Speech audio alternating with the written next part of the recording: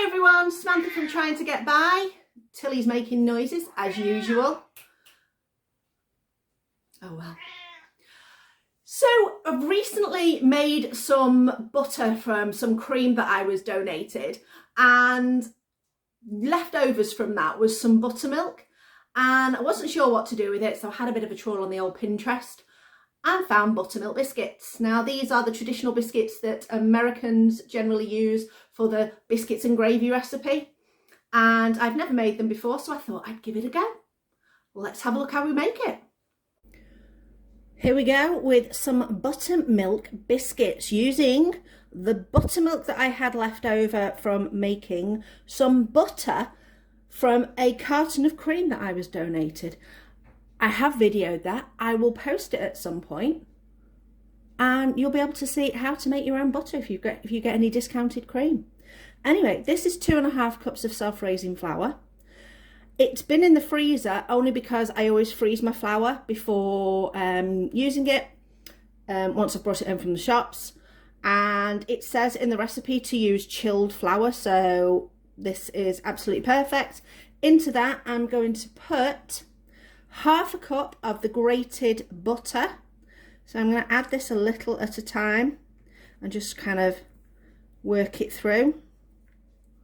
A little bit more. Oh, it's weird doing it with cold flour. And just break this up. I think what I'm going to do is do like what we do with a pastry, and just rub the butter and flour together till we create a bit more of a breadcrumby texture. Okay, this is nicely worked through. I'm just going to give my hands a quick wash. Okay, now it says to add a cup of buttermilk. So, ooh, this is my lovely buttermilk that we made. Have we got a cup? Just shy of a cup, but we should be good. So I'm going to add this. Keep a little in reserve just in case. And we're going to mix that with a fork just to keep the texture nice and light. I'm thinking like scones, you don't want to overwork the dough, otherwise it's going to go tough. I've never made biscuits before. The only biscuits I make are squeak biscuits, British biscuits, not American style biscuits. Right, I think I'm going to need the rest of that.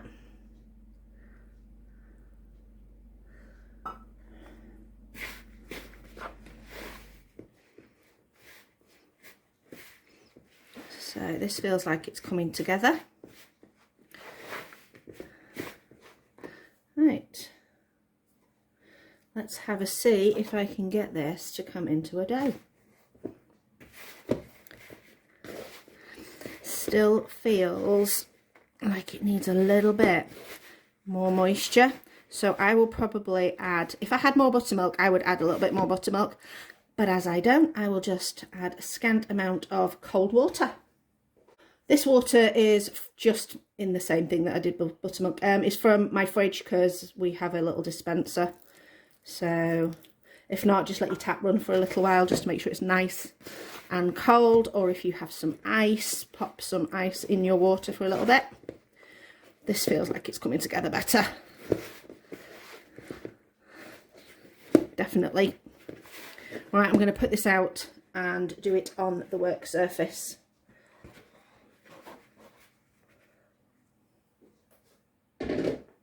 Okay.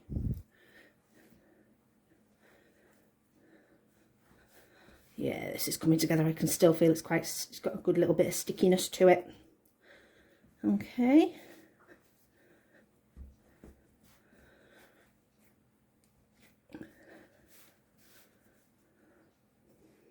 Now it says in the recipe to flatten it out with your hand and fold it. And do this about 4 times. It's a bit like a puff pastry when you're making the layers.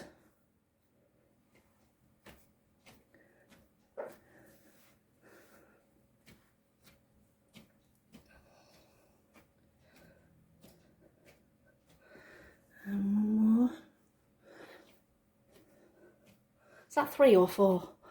I've lost count. I'll do another one just to be sure. Better more layers than not enough. Okay, so I think what I'm going to do now is roll this out.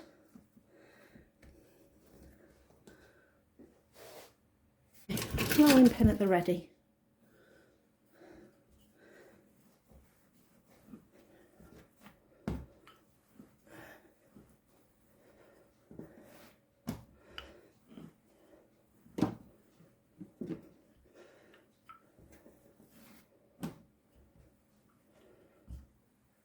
Right, I think that looks thick enough. Hopefully this will rise nicely.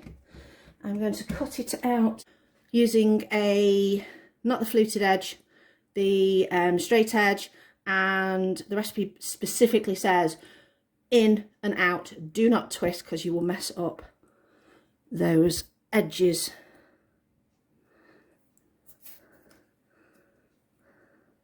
See how many I can get out of this.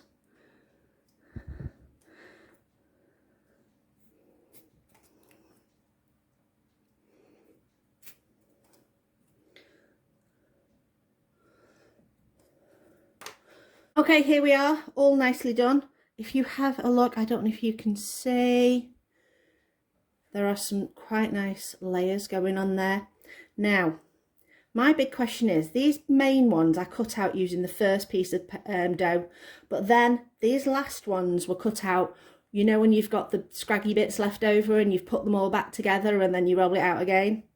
I'm not sure whether these will do as well. We shall have to see. And this last one is literally just those last bits of dough just kind of popped inside and squished in place.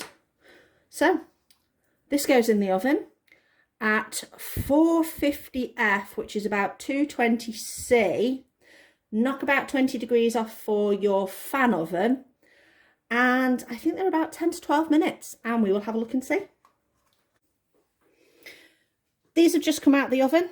They are steamy hot. I am going to get one and look at that flakiness. Oh, that looks really nice. And you can see that steam rising off there. When these are cool, I'm actually going to have one of these with some soup. They look amazing. Let's have a sneaky taste of the top. Hot, hot.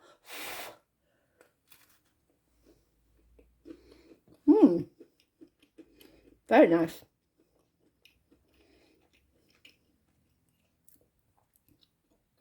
I would definitely say if you are using unsalted butter, get a sprinkle of salt in that recipe because it definitely just needs that little bit of salt just to enhance it.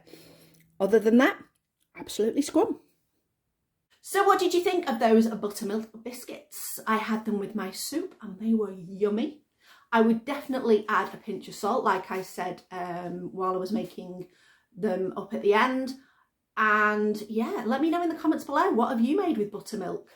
It's not something I generally use, and if I do need buttermilk in a recipe, say if I'm baking, I'll often just use normal milk and add a little bit of vinegar or lemon juice to the milk, and then it makes it slightly sour, so you create your own buttermilk.